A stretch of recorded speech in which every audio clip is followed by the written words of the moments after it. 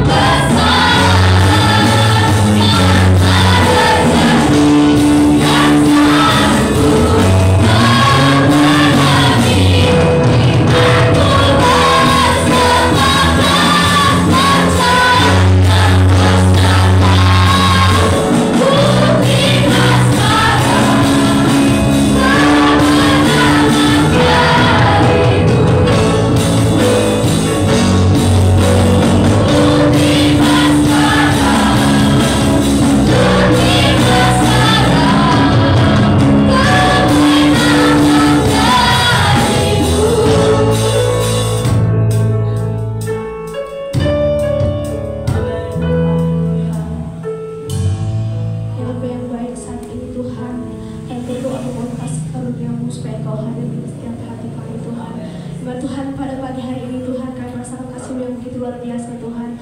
Sebentar lagi Tuhan kami akan memulai Tuhan setiap ibadah kami Tuhan. Berkatilah ibadah ini Tuhan mulai dari awal hingga pertengahan.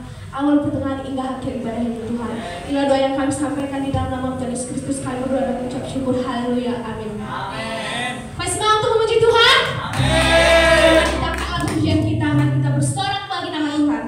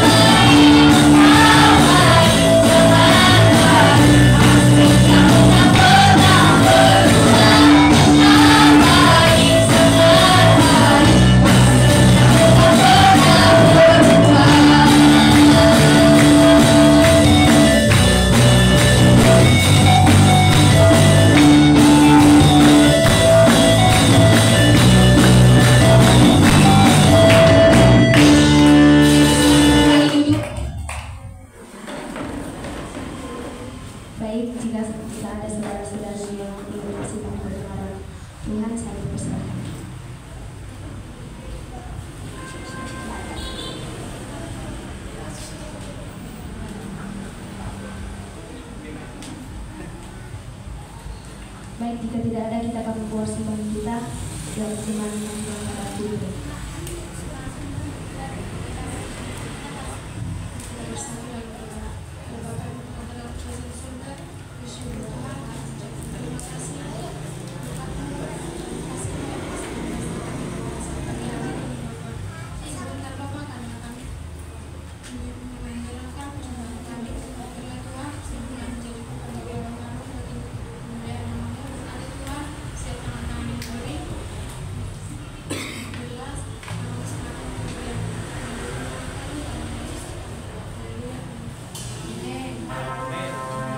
Kita kalau berbicara kita.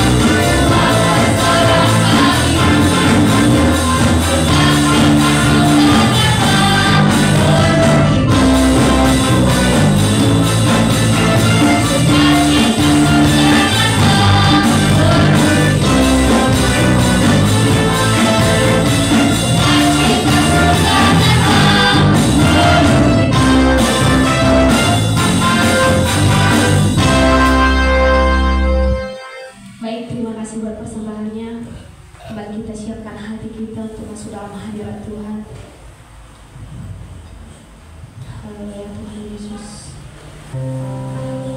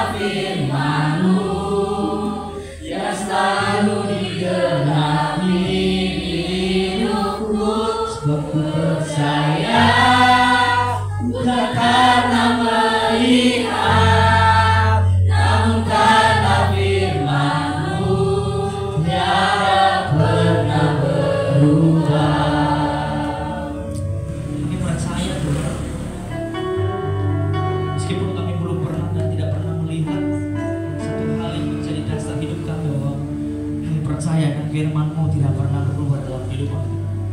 Satu hal yang kami percaya bahwa Engkau Allah tidak pernah berubah dulu, sekarang, sampai selama-lamanya.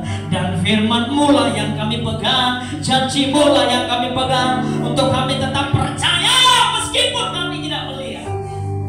Dan kami yakin akan Firman-Mu selalu terjadi dan tidak pernah berubah dalam hidup kami, karena kami hidup mengenal Firman-Mu. Bapa di surga, terimalah setiap pujian dan sorak-sorai kami pada hari ini. Terimalah setiap mazmur dan nyanyian kami menjadi dupa yang harum di hadapan-Mu. Nama Tuhan dimuliakan, nama Tuhan ditinggikan, nama Tuhan diagungkan di dalam ibadah ini. Tidak ada yang lain, hanya nama-Mu, nama pencipta langit dan bumi, nama di atas segala nama, nama yang di bawahnya seluruh kolam langit tuluk di bawahnya kakinya. Nama Yesus yang kami sembah. Terimalah itu semua Tuhan. Menyenangkan hati-Mu. Sebentar kami dengarkan Firman-Mu, berkati kami semuanya. Kami mau dibaharui terus. Kami mau hidup oleh Roh-Mu, bukan oleh daging yang kami bawa sekarang. Tuntun kami, ajari kami, pakai mulutnya hamba-Mu untuk berkata-kata. Di dalam nama Yesus, segala pekerjaan iblis, kuasa kegelapan, pembuluh darah, intimidasi setan, pikiran melayang, kami tolak, kami tangkap di dalam nama Yesus. Di dalam nama Yesus Kristus. Roh Kudus berkata bagi kami siap mendengar yang haleluya. Kita yang siap mendengarkan firman Tuhan bersama-sama dengan saya, kita katakan amin. Sekarang duduk Bapak Ibu Saudara. Silakan please everybody. Thank you for your praise for Lord.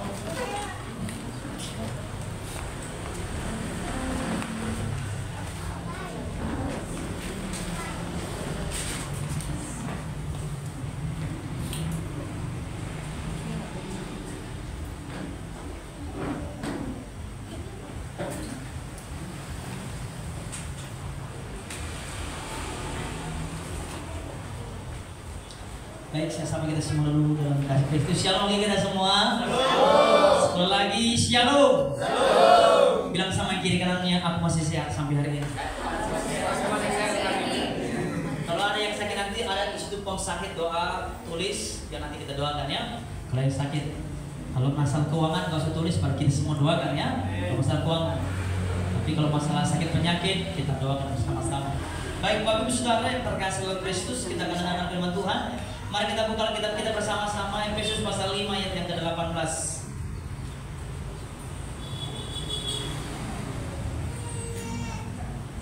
Ini saya sudah khotbahkan minggu lalu, tetapi ini saya mau bahas di versi yang lain ya. Efesus pasal 5 ayat yang ke-18. Kita baca bersama-sama dalam hitungan ketiga. Yang belum melihat, yang belum dapat boleh lihat slide ya. Dalam hitungan ketiga kita baca bersama-sama. 1, 2, 3 ayat. Jangan hidup dikuasai oleh rayuan yang memabukkan, kan? Karena hal itu bisa membuat kamu binasa. Tetapi janganlah hidup dikuasai oleh Roh Allah. Katakan amin. Amin. Ini sebenarnya bukan bahasa terjemahan baru. Kalau saudara lihat itu di Alkitab saudara mungkin berbeda. Pak, berbeda kan? Karena ini ada tulisan TSI. Oh, TSI apa? Terjemahan Sederhana Indonesia gitu ya. Jadi coba di Alkitabnya, coba baca Alkitab. Alkitabnya dalam hitungan ketiga kita baca bersama-sama. 1, 2, 3 ayat.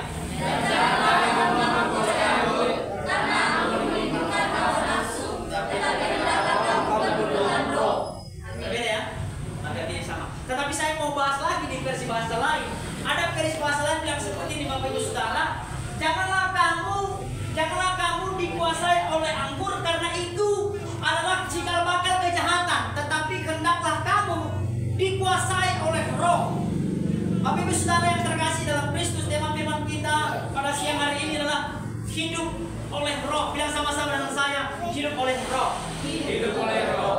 Ya, saya berharap di momen-momen terakhir atau penjelasan terakhir tentang Roh, ya, karena hari Jumat kita akan bahas tentang kenaikan Kristus dan kematian Kristus, ya. Jumat kenaikan Kristus, Jumat itu kematian Yesus Kristus, minggunya kenaikan Yesus Kristus. Nanti ada hamba Tuhan yang melayani. Tetapi ini materi terakhir kita tentang Roh. Tapi saya berharap saudara paham betul nanti apa itu Roh dan implikasi Roh dan pentingnya Roh, kuasa Roh itu saudara sudah paham. Kita bahas sekarang tentang hidup oleh Roh, Bapak Ibu Saudara. Jemaat Tuhan yang terkasih, Alkitab menegaskan agar kita hidup senantiasa dipenuhi oleh Roh Kudus. Artinya apa, saudara-saudaraku? Dipenuhi berarti dikuasai oleh Roh Kudus. Makanya di dalam terjemahan sederhana ini mengatakan apa? Hendaklah hidupmu dikuasai oleh Roh Allah. Kenapa, Bapak Ibu Saudara? Karena memang kita harus hidup dituntun oleh Roh Kudus. Karena kita harus hidup dikuasai oleh Roh Kudus. Kalau sempat Roh Kudus kalah oleh daging, maka oleh dengan arti kita hidup oleh daging. Itu yang dikatakan oleh Matius pasal berapa saya lupa, itu mengatakan apa? Karena daging lemah, roh penurut. Jadi kalau daging kita lemah, roh akan nurut saja. Makanya kiranya kita hidup terus oleh roh, dikuasai oleh roh, bukan oleh daging. Apalagi kondisi fisik semakin tua, hati-hati. Kondisi fisik semakin tua, badan semakin lemah, dan Roh Kudus mengikut. Roma 12 ayat 12 mengatakan, Roma 12 ayat 11 bilang apa? Biarlah rohmu menyala-nyala dan layanilah Tuhan. Artinya apa? Roh kita itu harus terus menyala-nyala. Amin. Roh Anda dan saya harus terus menyala-nyala, tidak dipengaruhi oleh situasi, tidak dipengaruhi oleh usia, tidak dipengaruhi oleh keadaan, tidak dipengaruhi oleh kantong. Jangan nanti kantongnya tipis, padam rohnya. Iya kan, di sini tidak ada, di sini tidak ada, cuma di sini banyak uang ya. Maksud saya, Bapak Ibu Saudara yang terkasih, ketika Anda dan saya hidup oleh roh, tidak dipengaruhi oleh apapun. Harus dibatasi itu. Harus dibatasi. Contoh, kalau saudara kita nanti udah tua seperti Pak Jai, meskipun usia 22 boleh dan wajar kita sudah tua, tapi biarlah roh tetap menyala-nyala, suka melayani Tuhan. Amin. Tuhan, Pak Pendeta, aku masuk lagi melayani. Kenapa udah tua? Yang muda roh. Saya pernah mendengar berbahasa ini. Aku pensiun dulu Pak melayani. Dengan baik. Tidak ada pensiun melayani Tuhan. Amin. Tidak ada. Sampai memutih rambut kita, sampai Tuhan memanggil kita, selama ada kesempatan, selama ada waktu, layani Tuhan. Haleluya. Layani Tuhan. Jangan nanti kita dipengaruhi oleh zaman sehingga kita bilang, aku udah tua Pak yang muda. Jangan bilang ada yang muda. Tapi merasa bersalah lah ketika kamu masih muda nggak mau melayani Tuhan. Jangan minta dengan orang muda karena memang itu kapasitas dia. Jangan minta dengan orang-orang yang memiliki talenta. Jangan minta. Tapi merasa bersalah lah ketika masih muda kamu nggak melayani Tuhan. Kayak Pak Jai contohnya masih muda. Waktu dulu di berandalan tapi bisa melayani Tuhan, merasa bersalah. Sehingga waktu yang Tuhan berikan ini, saya ulangi. Waktu yang Tuhan berikan ini, Tuhan. Amin. Tapi saudara yang terkasih dalam Kristus, seorang yang dipenuhi oleh Roh Kudus agar terus menerus dikontrol dan dikuasai oleh pribadi Roh Kudus, bukan oleh kehendak sendiri. Saya percaya bahwa setiap kita yang hidup oleh roh dan oleh daging pasti berbeda. Ulangi sekali lagi, pasti berbeda. Orang yang hidup oleh roh dengan orang yang hidup oleh daging pasti berbeda. Tidak mungkin tidak. Pasti berbeda Bapak Ibu Saudara. Dalam catatan saya buat seperti ini Bapak Ibu Saudara. Ada 3 poin yang akan kita bahas pada siang hari ini. Yang pertama, alasan dipenuhi Roh Kudus Bapak Ibu Saudara. Alasan dipenuhi Roh Kudus dibilang seperti ini. Dipenuhi Roh Kudus itu bukan sebuah kewajiban, tapi keharusan Bapak Ibu Saudara. Dipenuhi Roh Kudus itu adalah sebuah perintah, bukan hanya sekedar himbauan. Jadi Anda dan saya dipenuhi dipenuhi Roh Kudus. Makanya pernah saya tanya pertemuan pertama, siapa di sini sudah dipenuhi Roh Kudus? Masih 1-2 orang yang mengangkat. Saudara harus dipenuhi Roh Kudus. Bagaimana caranya minta? Itu janji Tuhan loh. Dalam Yohanes pasal 14 dan pasal 15 bilang apa? Ketika Yesus naik ke surga, seorang penolong akan memberikan kepadamu yang akan memberikan kamu kekuatan, penghiburan, dan lain sebagainya. Itu diberikan kepada Anda dan saya, bukan hanya kepada pendeta, bukan hanya kepada pelayan, tapi kepada seluruh orang percaya. Pertanyaan saya, saudara percaya nggak? Coba jawab dulu, saudara percaya nggak? Kalau saudara orang percaya, saudara harus menerima itu. Bagaimana cara minta? Karena itu janji Tuhan. Kamu harus ngomong, Tuhan mana janjimu? Harus mau doa kepada Roh Kudus. Kita harus minta sama Tuhan. Pertanyaannya, selama ini saudara meminta enggak kepada Tuhan? Saudara selama ini meminta enggak kepada Yesus Kristus untuk kita dipenuhi Roh Kudus? Saya selalu bilang, sehingga akan kembali, jangan bedakan Roh Kudus, Yesus Kristus dengan Allah. Itu sama. Kita terlalu memfokuskan kepada Allah, kita terlalu memfokuskan kepada Yesus Kristus dan mengesampingkan Roh Kudus. Itu yang salah. Itu sama. Waktu 2020 tahun yang lalu, waktu wujud Yesus Kristus sebagai manusia itu kan terbatas, betul ya? Waktu wujud Yesus Kristus sebagai manusia itu terbatas. Dia hanya berada di Nazaret, Galilea, Yerusalem, hanya itu. Tetapi ketika dia menjadi wujud Roh Kudus, dia namanya Immanuel, berada di tengah-tengah kita.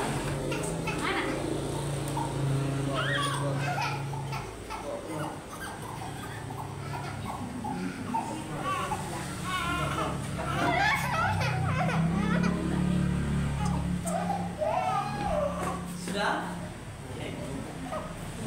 Jadi Bapak Ibu Saudara, alasan kita dipenuhi Roh Kudus itu adalah supaya Anda dan saya hidup oleh Roh, bukan oleh daging. Coba saudara bayangkan, coba saudara renungkan bagaimana tabiat saudara ketika hidup oleh daging.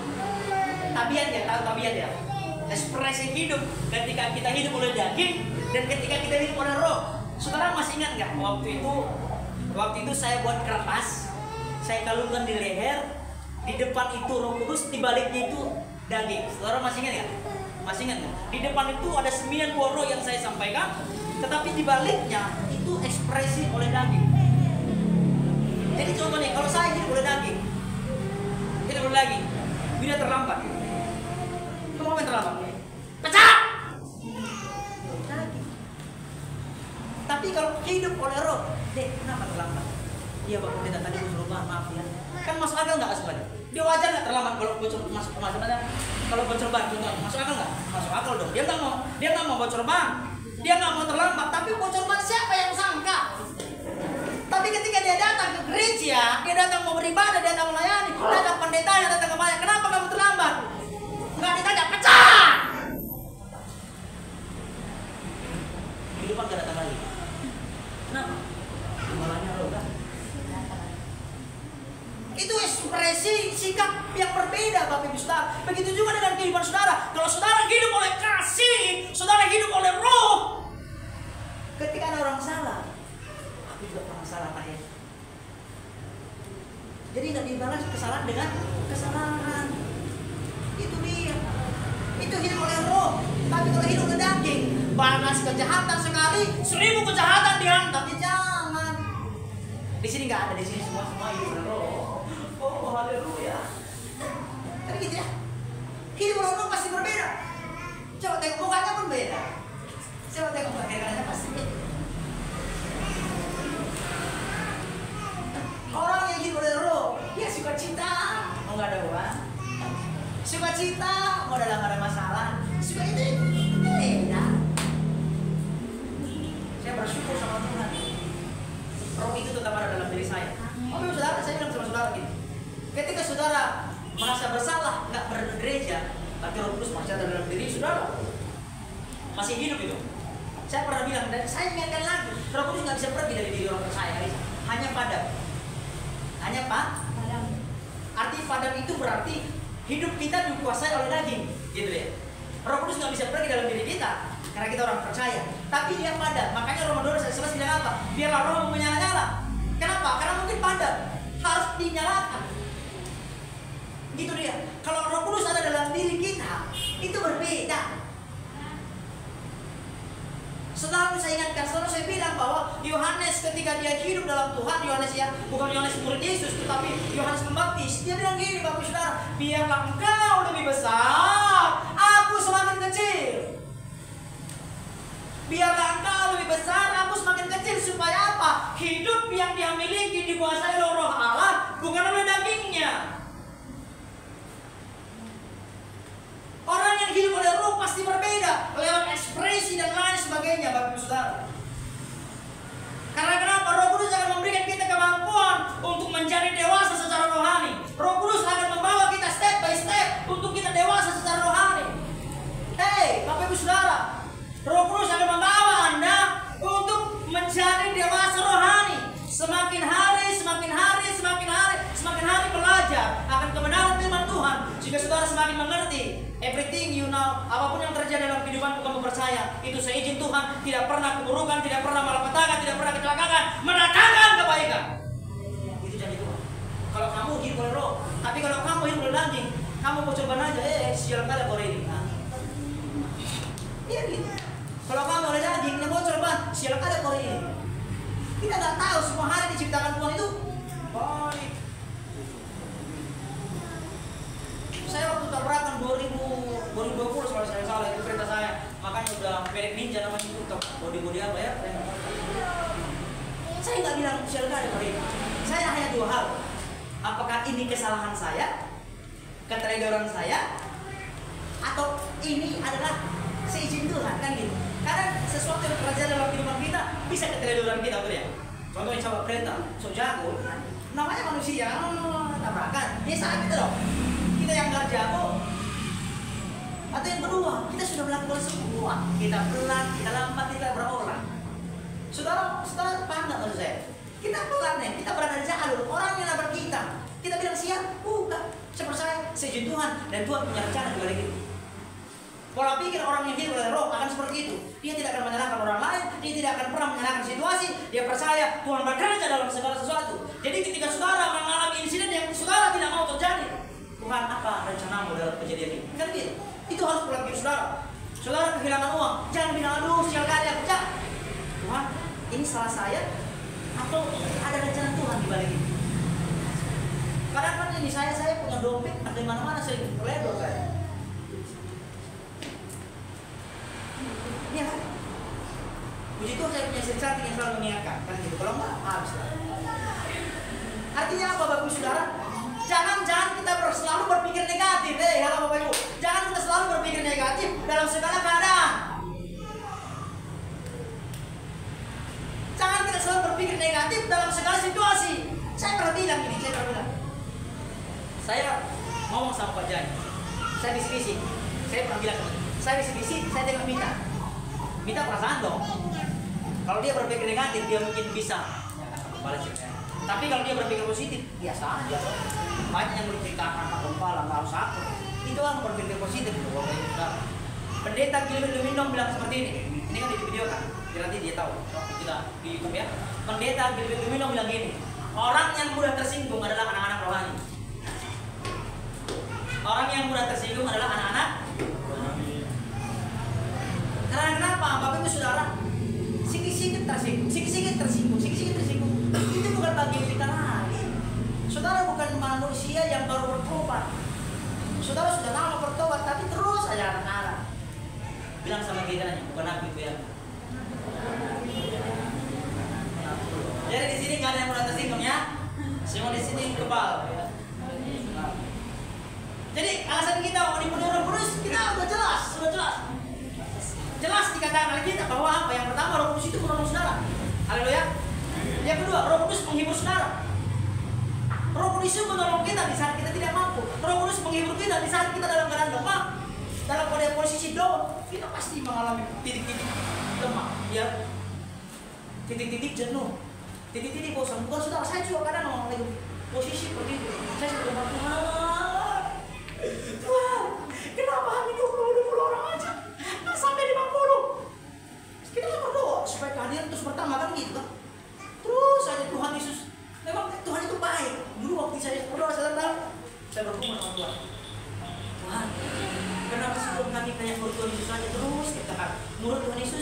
tapi setiap tahun.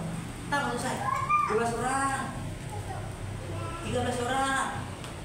Tuhan lipat gandaan, Tuhan balik itu 24 orang. Nah dari situ lihat nih, sudah hampir 20 orang, 24, 28, 30. Itu kan jauh. Kita mau dong nggak mau puas dengan ini. Saya bilang saya nggak bohong saudara, pun saksi.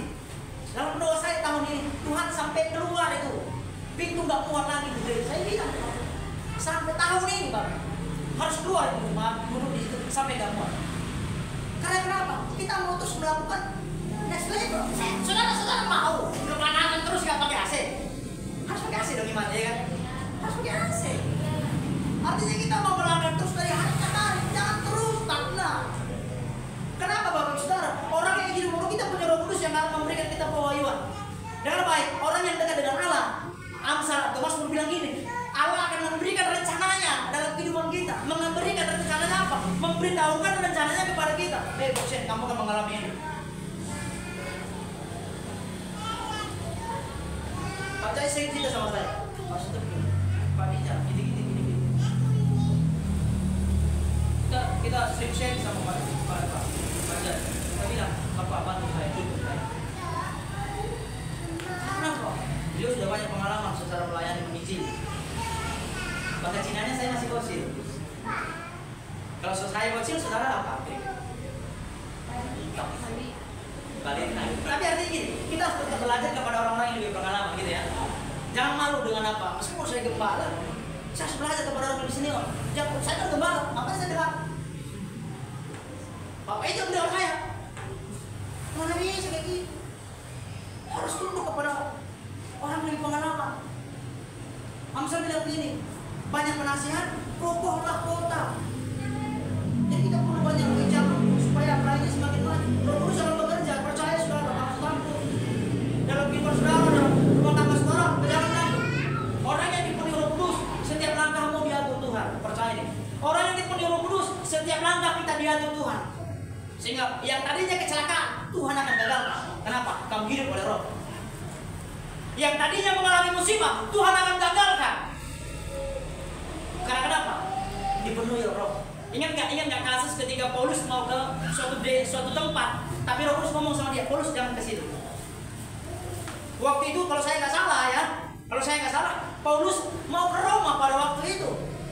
Tapi karena dia hidup oleh Roh Kudus ngomong, Paulus jangan ke Roma dulu. Tuh kalau nggak sempat dikasih Roh Kudus, Paulus cepat ke Roma langsung di. Artinya apa? Roh Kudus akan membawa saudara, menuntut saudara kemana saudara pergi. Menurut apa? Menurut destiny Allah, menurut rencana Allah dalam kehidupan saudara. Saya percaya saudara kita semua memiliki destiny Allah. Saya percaya saudara dan saya memiliki rencana Allah khusus kepada setiap pribadi. Elvina punya rencana dalam kehidupan Allah untuk tujuan Allah. Simon, Allah punya rencana dalam kehidupanmu untuk tujuan Allah. Percaya. Saya bilang ketika ingat lagi, saudara tahu, ketika sudah meninggal, berarti rencana Allah selesai dalam diri kita, selesai. Gitu. Jadi ketika kita dipanggil Tuhan, kita nggak takut mati. Bapak Ibu Saudara, dengar baik. Ini penting. Orang yang nggak kenal Tuhan yang takut mati. Saya ulang ya, orang yang nggak kenal Tuhan yang takut mati. Orang yang hidup dalam Tuhan menginginkan itu sebenarnya. Kenapa? Supaya dapat lupa menikmati kerajaan yang Tuhan sudah janjikan kan gitu. Jadi saudara ketika dipanggil Tuhan jangan takut. Orang yang banyak dosa, orang yang nggak kenal Tuhan yang seharusnya Yang harusnya apa? Yang mengalami ketakutan saat kematian. Kalau saudara hidup dalam Tuhan, saudara hidup dalam Roh, meninggal selesai, bahagia, lupa. Ini saudara takut mati. Dia Bapak Pendeta, aku belum menikah.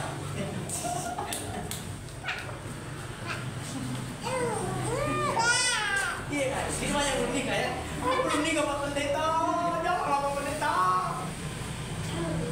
Maksud aku, percaya Tuhan bawa yang terbaik.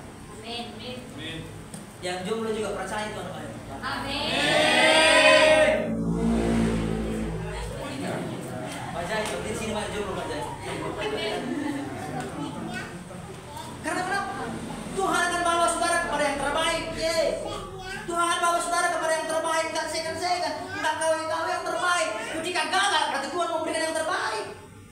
Sebelum sama ibu gembala ada gagal tuh, berarti Tuhan yang benar terbaik ya. Sebelum sama ibu gembala saya ada pasangan, tapi gagal kenapa? Berarti ibu gembala yang terbaik dalam kehidupan saya. Amin. Kan gagal kan? Iya kan Dos, kamu kenal kan Dos? Gagal. Tapi kalau saudara dalam hubungan ada gagal, nggak usah mendele, nggak usah merasa. Berarti Tuhan membawa yang terbaik. Tapi udah roh lah, ini daging udah ya kan. Sana 1, sini 2, sana 3, sana 4 ya. Itu daging bos. Itu daging. Itu dia, setia roh. Setia. Kalau dia nggak setia, usah dia sama Tuhan. Yang kedua Bapak Ibu Saudara. Yang kedua, kondisi hidup orang yang tidak dipenuhi roh. Yang pertama itu Alkitab jelas mengatakan ketika saudara dan saya tidak hidup dipenuhi Roh Kudus, berarti kita sedang mendukakan Roh Kudus. Saya baca bagi kita Efesus pasal 4 ayat 30 ya. Firman Tuhan mengatakan seperti ini. Efesus pasal 4 ayat 30 berkata, "Dan janganlah kamu mendukakan Roh Kudus Allah yang telah memeteraikan kamu menjelang hari penyelamatan." Jadi ketika kamu mendukakan Roh Kudus, kamu sedang menghilangkan keselamatan yang dalam diri kamu. Karena kamu sudah dimateraikan oleh Roh Kudus, tapi kamu sendiri yang melepaskan materai itu. Saudara ingat nggak kasus Ananias dan Safira? Ingat? Kalau saudara nggak ingat bisa kasih tahu. Itu Kisah Rasul pasal 5. Itu ada cerita Ananias dan Safira, suami istri berjanji di gereja, berjanji sama Tuhan, berjanji sama hamba Tuhan pada waktu itu. Ketika dia punya tanah laku, dia bilang gini, 50% akan kuserahkan sama Tuhan. Dia bilang gitu. Tapi setelah tanah itu laku, mahal lagi, tergiur oleh uang, berat untuk ngasih sama Tuhan. Sehingga apa? Suami istri menipu. Datang Petrus, "Hei Ananias, kenapa kamu berbohong dan mendustai Roh Kudus?" Dia nggak ngaku, langsung di situ meninggal. Datang lagi, Safira, kenapa kamu berbohong dan mendustai Roh Kudus? Nggak ngaku, meninggal langsung. Kalau saudara bayangkan, coba kalau dia hari ini sempat banyak yang berdusta, meninggal tiba-tiba, ya kan? Perjanjian lama seperti itu loh. Orang yang berdosa masuk ke ruang Maha Kudus, tidak lagi kalau berdosa. Orang perjanjian lama yang kita perjanjian lama, ketika masuk ke altar ruang Maha Kudus, nabi yang berdosa masuk, berdosa, meninggal. Zaman sekarang kita nggak tahu. Urusan kita pribadi sama Tuhan lah itu. Artinya apa? Jangan sempat kita mendustai Roh Kudus. Itu yang pertama, jangan sempat mendustai Roh Kudus. Yang kedua, jangan sempat menghujat Roh Kudus. Saudara pernah nggak? Ini hukum paling mematikan dari kitab perjanjian lama dan perjanjian baru. Pernah dengar itu? Apa hukum mendustai Roh Kudus? Menghujat. Orang yang menghujat Roh Kudus tidak akan diampuni. Ulang ya. Orang yang menghujat Roh Kudus tidak akan diampuni selama-lamanya. Kalau dia tidak diampuni, otomatis neraka menjadi milik. Pertanyaan saya sih pada waktu itu, saudara boleh kita bukan kita tidak.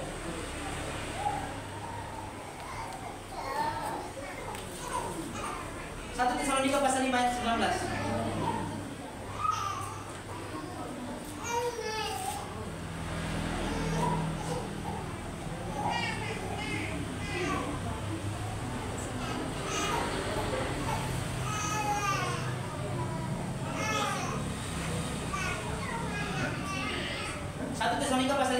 Dibaca perempuan dan laki-laki boleh baca Markus 3 ayat 29.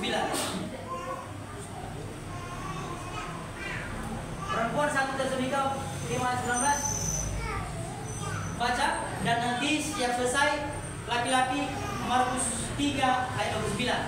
Paham ya? Perempuan ini beda ya. Kita coba dari yang kita pakai aja ya. Mari kita pakai 1, 2, 3 ayat. Janganlah padamkan roh. Janganlah padamkan roh. Laki-laki baca 1, 2, 3 ayat. Akan tetapi Markus 3 ayat 29. akan tetapi siapa yang menghujat Roh Kudus tidak akan pernah diampuni. Tunggu dulu, hanya ingatan aja dapat. Udah dapat ya? Sekali lagi, laki-laki. Ini semua laki-laki banyak. 1, 2, 3 ayat. Tetapi apabila seorang menghujat Roh Kudus, dia tidak mendapat ampun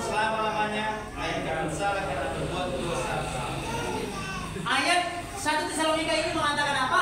Janganlah padamkan roh. Itu yang pertama. Yang kedua bilang gini dalam konteks yang lain. Tetapi apabila seorang mengutuk Roh Kudus, ia tidak mendapat ampun selama-lamanya, melainkan bersalah karena berbuat dosa kekal. Ketika seseorang memadamkan roh dalam dirinya dan dia menghujat Roh Kudus dalam kehidupannya, dia tidak akan diampuni, dia akan mendapatkan hukuman kekal, neraka akan menjadi tempat kediamannya. Saya pernah bertanya dalam diri saya, apakah saya sudah menghujat Roh Kudus? Saya sudah setia melayani Tuhan tapi sudah menghujat Roh Kudus, kan nggak diampuni selama-lamanya nih. Iya. Saudara bertanya coba dalam hidup saudara, apakah saudara sudah pernah menghujat Roh Kudus? Dan saya tanya lagi, apa sih arti menghujat Roh Kudus?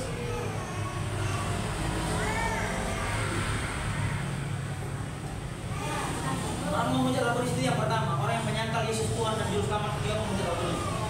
Ulang ya. Orang yang menghujat Roh Kudus itu artinya apa? Orang yang menyangkal Yesus Kristus Tuhan dan Juru Selamat, itu namanya menghujat. Jadi selama saudara percaya Yesus Kristus Tuhan dan Juru Selamat, saudara masih memiliki sahabat atau masuk surga. Sebelum saudara menyangkal itu, saudara masih bisa. Tapi selama saudara menyangkal Yesus Kristus Tuhan dan Juru Selamat, gak akan bisa masuk ke dalam surga. Jadi itu konsekuensi orang yang tidak dipenuhi Roh Kudus. Tidak ada orang bisa memanggil Tuhan Aba Bapa tanpa Roh Kudus dalam hatinya.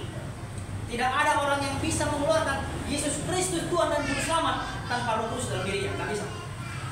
Makanya kita harus belajar supaya kita dipenuhi oleh Roh. Yang terakhir Bapak Ibu Saudara, yang terakhir. Coba kita buka Alkitab kita bersama-sama Galatia. Galatia pasal 5 ayat 16.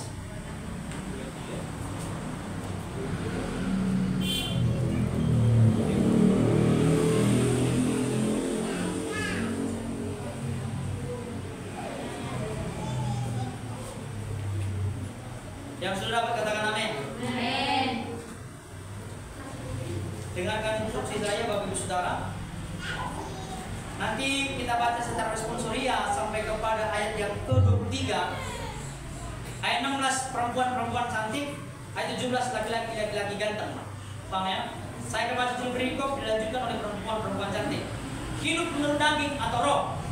Sesungguhnya adalah hiduplah oleh roh, maka kamu tidak akan menuruti keinginan daging.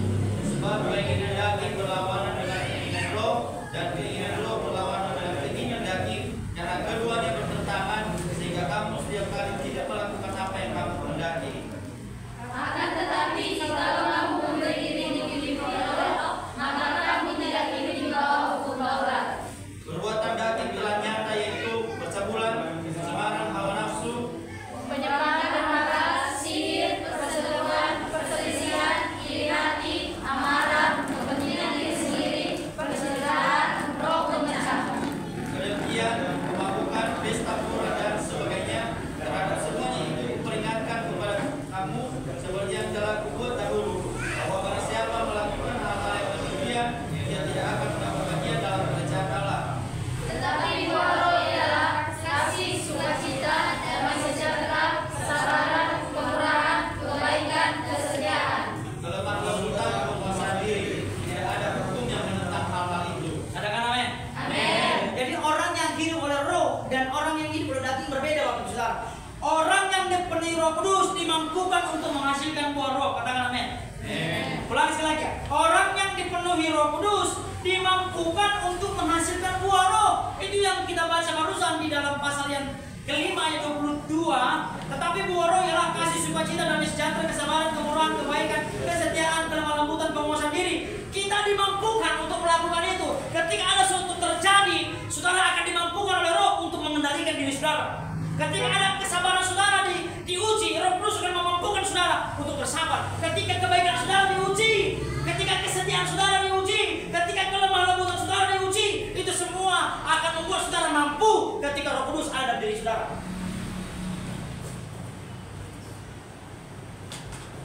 Filosofinya gini.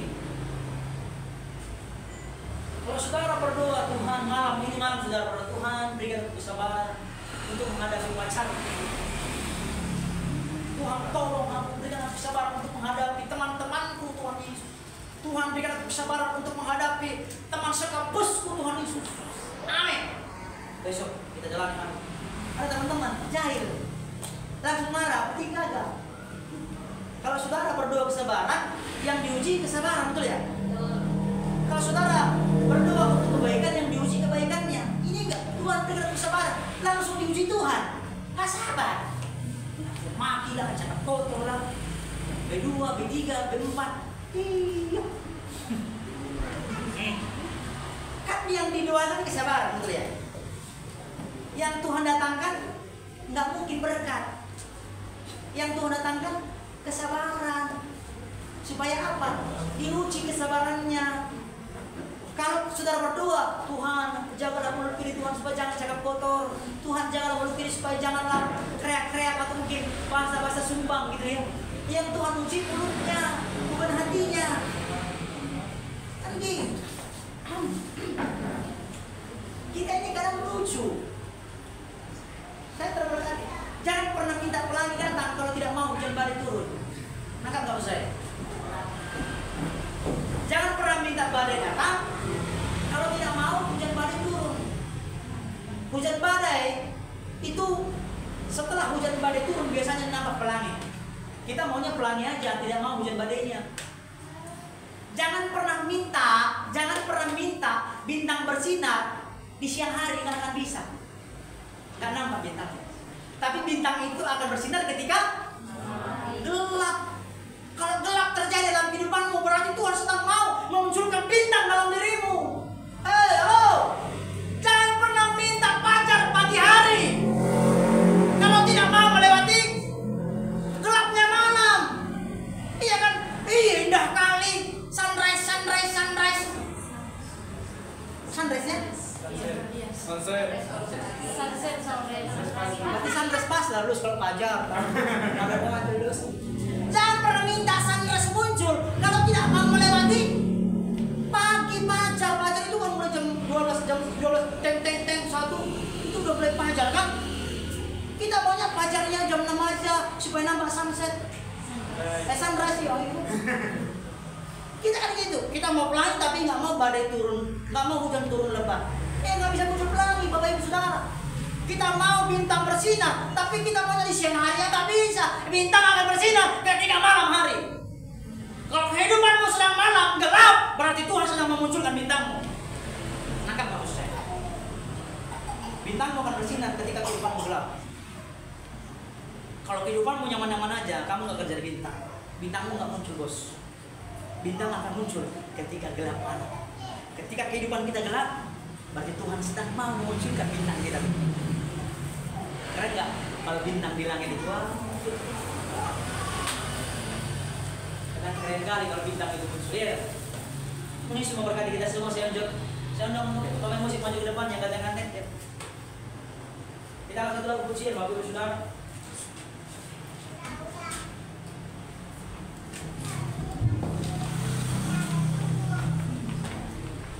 Lagu Mikael Pendeta, saya tahu ini lagu Mikael Pendeta tentang Roh Kudus ya. Ayo, sing-sing ya. Roh yang hidup ya. Kita hanya dengan lagu. Kita boleh lihat.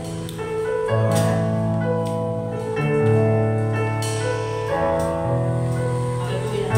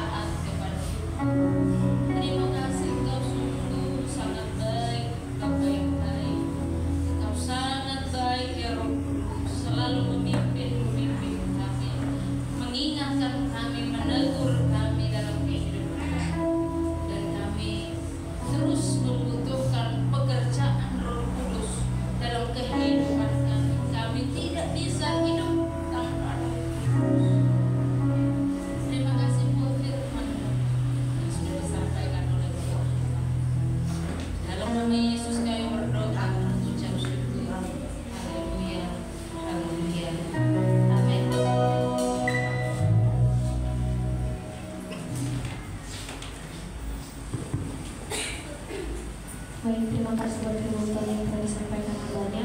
Kita akan membuka persembahan yang kedua. Bapak yang baik, kami bersyukur atas kenyataan yang diberikan Tuhan.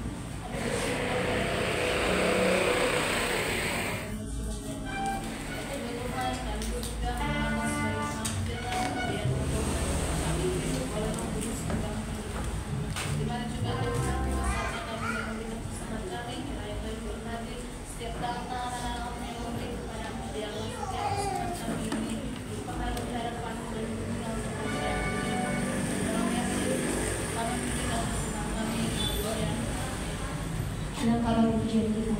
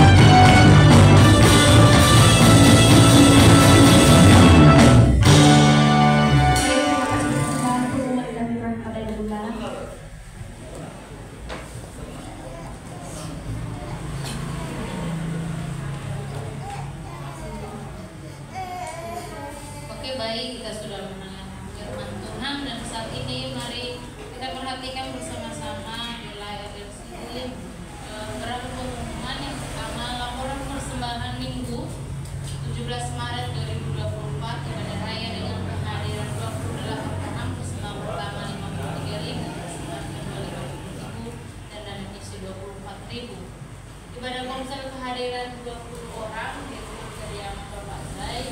Kehadiran 20 orang, persembahan 90.000.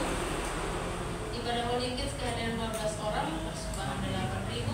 Ibadah GFC kehadirannya 15 orang dan persembahan 32.000. Selanjutnya yang melayani Jumat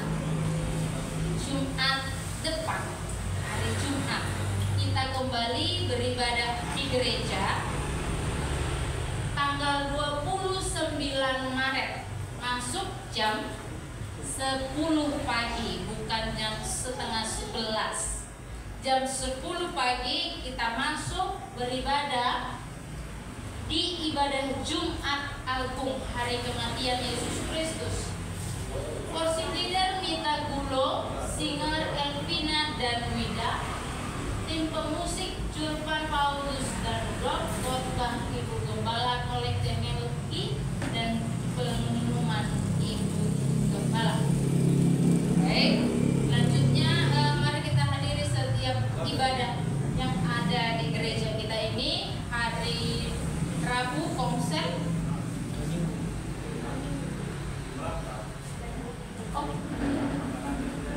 Ya, untuk yang ibadah hari Minggu tanggal 31 Maret yang melayani worship leader Ibu Gembala, singer Girly dan Eli, Pemain musik Jumpan Paus Darudo, pengkhotbah Bapak Immanuel Zai, kolektor Melki, dan pengumuman Ibu Gembala.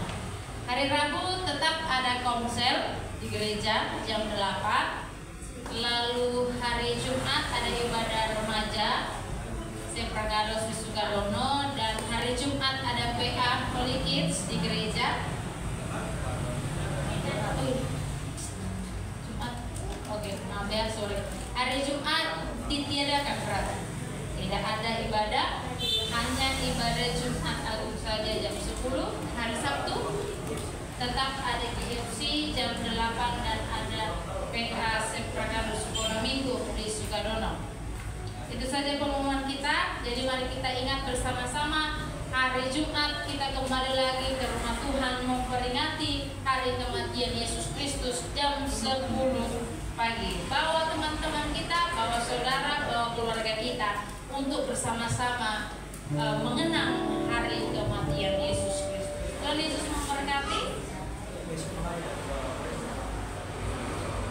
Baik, tadi saya percaya saudara sudah melihat di grup beberapa percakapan dengan Ibu Andi. Jadi infonya baru tadi pagi. Jadi kami pikir hari ini dikebumikan almarhum Ibu Andi. Ternyata ada perubahan hari Senin besok acara adatnya dikebumikan.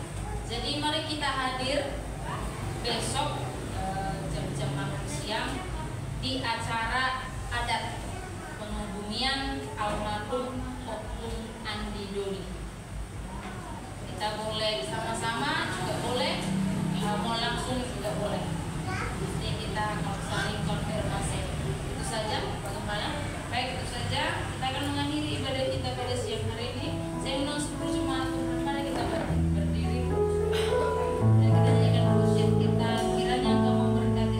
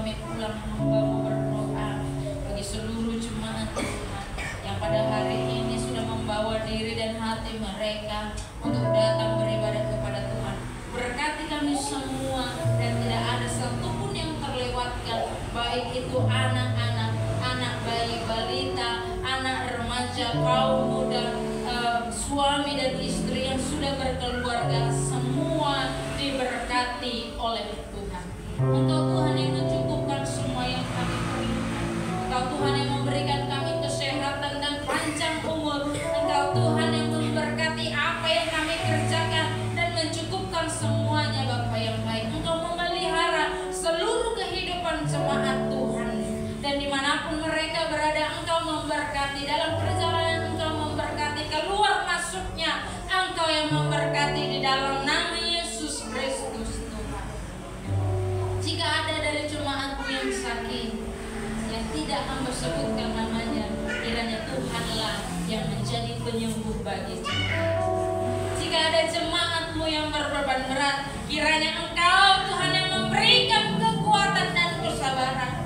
Jika ada dari jemaatmu yang sedang bersedih, Engkau Tuhan yang memberikan penghiburan di dalam nama Yesus Kristus.